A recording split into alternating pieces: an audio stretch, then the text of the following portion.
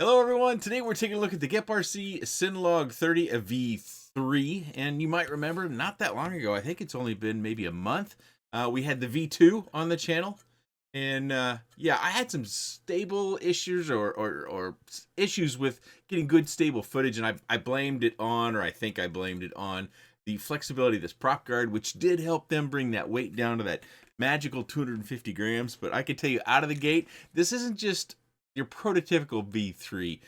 There's some fairly substantial changes in here, and my results as far as camera footage goes for filmology or cinematic sort of flights, it's pretty good, and I even fly it in some higher winds, because those are easy to come by around here, so we'll get to look at that as well too. As previously mentioned, we have the DJI-04 Pro. So this is the full-sized one. You can't really see it, but there's two little hatches down here, and those are our hatches to the VTX. Let's see what we get on this side. It looks like we have our SD card slot and our bind button on this side. And then on this side, what do we have? We gotta have the USB port, so those are nice and handy. We can't really see it, but the flight controller, which connects via USB-C, right here is the Taker F722. It's a 45 amp, 32-bit all-in-one flight controller. And yes, it does come with this little plug that goes in the USB port. I'm trying to keep track of that one, so I'm going to put it back. The motors are 1404, 3850 kV. And on those motors are the HQ DT 76mm tri-bladed props. And yes, it is a pusher, so the props, while they maintain their orientation for top and bottom, they just go underneath. We've got a little bit of a daughter board here that comes off of our flight controller, and it is supported by metal standoffs right there. And that's where, in my case, we have an Express LRS receiver that is mounted. We also get our XT30 mounted off of that as well. Near the rear of these plastic pieces, they are plastic molds. They hold our antenna for both our Express LRS as well as our DJI-04s. We have a little bit of a different setup for the camera protection, and we can go more over that in the desk review. But we have this little housing, which you can take off if you choose to. I flew it with the housing on, though. One thing it doesn't have is anything to keep the motor wires connected to the props. I don't worry about that too much because they did shorten the motor wires, and I don't think it'll reach the 14 millimeters between the carbon fiber and the top of the motor stator. Not only is the prop protection designed a little bit different, see how it molds up to the front. Previous iteration didn't have that at all, but the materials I think are different, and it's much more stiff than the previous iteration, so that's a good thing in my opinion. It does come with an extra set of props. We do get an extra battery strap as well as all sorts of different screws. Looks like we got about 7 or 8 different screws. They do have 2 battery pads in here, but I didn't find that I need that, but I will probably place that on there when I do my faster, more aggressive flights after I get this cast removed here in about a week now. We get the DJI-04 Air Unit little product manual here. We get this full color, relatively high quality quick start guide. Kind of a rules and regs card from GepRC. Official website and social media card. Support card, disclaimer and safety guidelines pamphlet, and 1 sheet of stickers. But it also comes with extra prop protection and 2 extra camera housings. Carbon fiber plate looks to be 2.5 millimeters thick, and motor post to motor post looks just about 127 millimeters. It weighs 184.36 grams. With the housing, it weighs 189.64 grams. I did fly it with my naked GoPro, and at that weight, it weighs 239.59 grams. I flew it on these 2 batteries. With the 720, it weighs 307.72 grams. With the 850, it weighs 335.4 grams. With the 720 and without the camera protection, I'm still getting 252.5 grams. I think it's supposed to be 250 flat or just under. With the 850 lava battery, it weighs 280.19 grams. All right, we got a beautiful day. Just a gorgeous day. This was actually on Saturday. Just, like I said, a beautiful day, especially for February.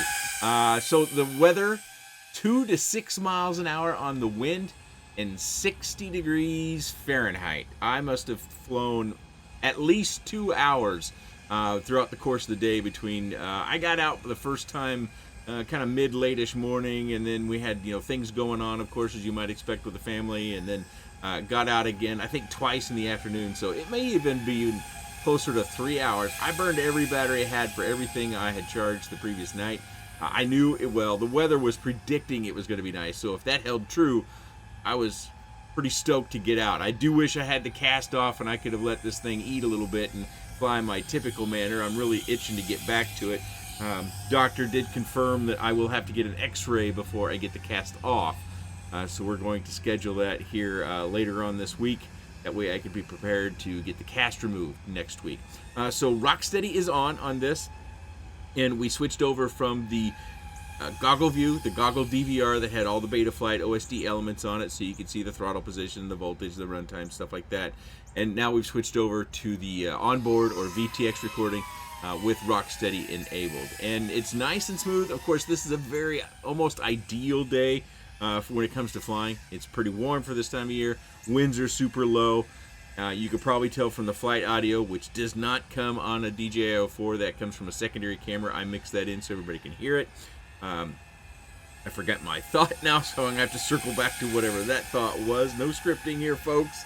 But this was a day I really, really enjoyed. And I spent, well, it's not, you can't see it in this flight. It'll probably come up in a different quad later on. But that big patch of ice on the top of our pool, I worked on breaking that up, and there was a bunch of water underneath, and then I got our pump out and started pumping that water that was underneath. Most of that is gone now because the day following this we had lower 50s. Even today we had 50-degree weather, but it got dramatically colder after the sun went down today. Okay, final bit of recording here is the GoPro recording, because I am using that GoPro that I weighed in the quick specs there. I do believe the design intent around this is to be with a 720 milliamp battery and to be under 250 grams, but on my scale, and I double checked my scale to make sure it was zeroed out, I'm just getting, you know, almost 3 grams over that limit that we're at. I took a look earlier at the one of the areas I thought that they might be able to reduce weight is the metal posts, or not posts, the metal buckles that they use to keep the battery strap down. I was thinking that if we could remove that and just run the battery strap through the carbon fiber, kind of an old school traditional format, that might drop us down enough in weight to get us, at least on my scale, to below 250. But unfortunately there's no slots there. There are slots that they've cut in the carbon fiber, but those slots aren't big enough for a battery strap, or at least none of the battery straps that I have to go through there. So I think that's one of the areas that they maybe could have. It probably hurts their fit and finish a little bit, but one of the areas they could have dropped weight was to get rid of those 4 screws, those 2 metal buckles that the battery strap goes through, and then to just cut us slots to have the battery strap that goes through there. I get that it's going to be fussy, you know, threading that through. Maybe it can come with one already threaded through, but I think that would drop the weight down a little bit. And I just don't see any other areas they might be able to drop weight. I think they changed the materials on the prop protection to make it more stiff. Very likely, again, as I said in the opener, I think I'm optimistic that this is going to be more durable. So if you're not just using it for cinematic sort of flights, but you're just using it for general purpose flights, that it will take more bumps and crashes at the very least. But that daughter board that they have on there, and I didn't point it out, but the daughter board does also have a beeper in there. So that's a nice little feature. I do want to show you the high wind footage as well, so let's jump over to that. So you can probably see the leaves on the patio there are kind of moving around a little bit. The winds in this flight are 15 to 25 miles an hour, still 54 degrees. This was actually today over my lunch break, or shortly after my lunch break. I think I had to run an errand today. I think I had to go to the pharmacy over lunch. But anywho, came home and ran a few more packs, and I just threw this sample together because I wanted to show you that sometimes, you know, you can fly in situations that aren't ideal, but it can turn out good. And I was pretty happy with this Rocksteady enabled footage and how smooth it came, because I can tell you that it was not a nice calm day to be flying, especially when those winds start pushing 25 miles an hour. You could definitely feel it, excuse me. And you could probably also tell, if you listen closely, if you can drown me out, hopefully, between words, that sometimes when the wind kicks up, the motors are really kind of kicking into overdrive, trying to keep everything stable in their, you know, position, all the motors and props in the position that they want them to be in, because that wind kind of kicks through the prop protection. And this isn't specific to the Cinelog. This is just kind of a prop protection quad issue in wind, that you'll hear differences in the motors. And throughout the course of this flight, I'm sure you can hear it as well. I'm actually sitting out there in a t-shirt, a short sleeve t-shirt. How about that? In February, short sleeve t-shirt. I was pretty stoked about the weather. It's nice because, you know, we've been surrounded by We had that big snowstorm several weeks ago, and it stuck around so long, it just gets kind of old. Now, I know that there are people that live in places that have much harsher weather than we do, but I'm just happy with the good weather. I'm looking forward to some greenery, getting outside a little bit more frequently, and not being tied to looking out the windows so much. But that's a pretty good look at a high wind with Rocksteady enabled footage. We already saw a kind of an idyllic day in our first flight. Let's go back to the desk. We'll cover a couple more items. I wanted to get them both out a little bit because, as you can see, the frame basics are kind of the same. This looks like it's definitely longer on the back end. We still have this connection here. Of course, with the 04, we have the 2 antennas, and with the 03, we just have the 1 antenna. You can have 2, but it just comes stock with just 1. So that hasn't changed very much except for the antenna needs. And then we have our T-style mount, which is a little bit lower on this side over here. I should draw that out because I did notice that this can kind of easily pop out. So you want to kind of pre-flight check that as well. But I think the main other point is, like, you know, this one has that secondary platform. And I believe I tested that in the original video. I can't tell you. But, of course, like many of these, they have a secondary platform for our FPV camera. Not secondary. A primary platform for our FPV camera has got some rubber dampening. And this one has what looks to be the same sort of design.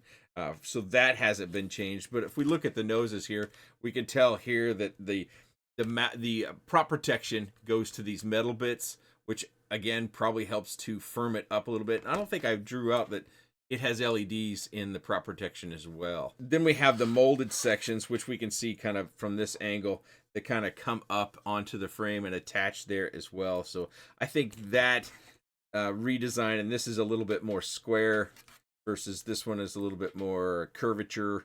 I think just the overall prop protection is going to be a little bit more rigid, stay in place. It's going to be more durable. And obviously, I had some problems getting good footage out of this design, whereas you saw already in this design, even in high winds, I was able to get good footage. Wind still blew me around, don't get it twisted, but with Rocksteady enabled, I was able to get good stable footage. So if you're out in a situation where you're wanting to capture your family, or, you know, maybe you do a cinematic flying for a living or as a side hustle or something, and you might be looking for something that, you know, in the higher wind scenario that you can actually still go out and fly. Of course, you don't have to use this canopy. That's really for the external HD camera, like in my case when I was flying with the GoPro. So this is optional, so to speak, and that's why I weighed it in the specs as optional. And whereas over here, we kind of always had this platform attached. I told you about earlier how I took the screws off of here to look for a slot so we could just thread the battery strap through. Unfortunately, it just doesn't have it. I was hoping we could drop these and drop a couple of more grams. But obviously on this one, they went toilet tank style, which was pretty necessary because of this secondary platform, and now they've gone more traditional with a front to back battery mounting. So I think I forgot to report my flight times as I scrape my cast across the table, but on the 850 with the GoPro, that's the naked GoPro, and this particular battery, I should highlight them all here. With this setup, I got 7 minutes and 40 seconds approximately. Sometimes I got a little bit less, sometimes I've got a few seconds more. Didn't always nail the battery voltage as far as 3.5 volts per cell. And then on this battery, without the canopy and without the naked GoPro, so we take that out, I got 11 minutes and 10 seconds. So dramatic flight difference between the two with the GoPro and without the GoPro, and taking off the weight of that canopy. With the 720 and the GoPro, I got about 6 minutes. Oh, nope, that's the wrong list. Sorry, 6 minutes and 30 seconds. GepRC touts, I think they touted 8 minutes. I didn't get that across my batteries. I was using the 720s from G&B. So, boy, this one's kind of got a crinkle in it. It doesn't look too bad. It wasn't necessarily this battery. I had about 5 of these out that I was flying, and I always try to take averages. So with this battery and without the GoPro, I got 7 minutes and 30 seconds. So with the GoPro, 6 minutes, 30 seconds. Without, 7 minutes and 30 seconds. So maybe, I think they were touting 8 minutes on that battery. I didn't get that. Now, as far as pricing goes, you can buy this without the 04. Comes in, depending upon the receiver that you choose, between $170 and $205. If you buy it with the 04, with the 04 Pro, that is. I need to make sure I get that right because it changes things quite a bit. Again, depending upon the receiver type with the 04 Pro, between $399 and $439. So you do get that extra prop protection. You get 2 extra canopies that come with it. So that has some value. We don't always see that in prop protected quads to where you get an extra prop protection. Speaking of, this one looks like we can replace it by taking out, yeah, we have to take out these 2 screws on the top, and then 2 screws at the back, and 2 screws at the front. So 6 total screws, and we should be able to pull the prop protection off. We do have to be careful because our 04 is mounted within the prop protection, so we'll need to take out these 4 screws in order to actually replace the prop protection. Of course, you have to unplug your LED lights as well. Of course, I will be coming back with my more aggressive freestyle flying, hopefully in, like I say, about a week with all these quads I've been covering while I've been wearing the cast. I hope to come up with something good as far as the thumbnail and the title so that everyone knows that we've kind of already done the primary sort of review. There might be more things I learn in the aggressive flight that I'll need to cover, but I would consider this the primary review, and then the faster, more freestyle sort of follow-up to be kind of a secondary process. Durability, which is a big one, because I'm going to crash this thing when I go to flying it faster. So if you look forward to that, make sure you're subscribed, hit the notification bell, do all those sort of YouTube-y sort of things, and I will certainly do that. I'll get started, hopefully, in about a week if that X-ray comes back good. If you have any comments, questions, suggestions, or otherwise about the GepRC Cinelog30 V304, please let me know in the comments section below. I appreciate your time, and thanks for watching.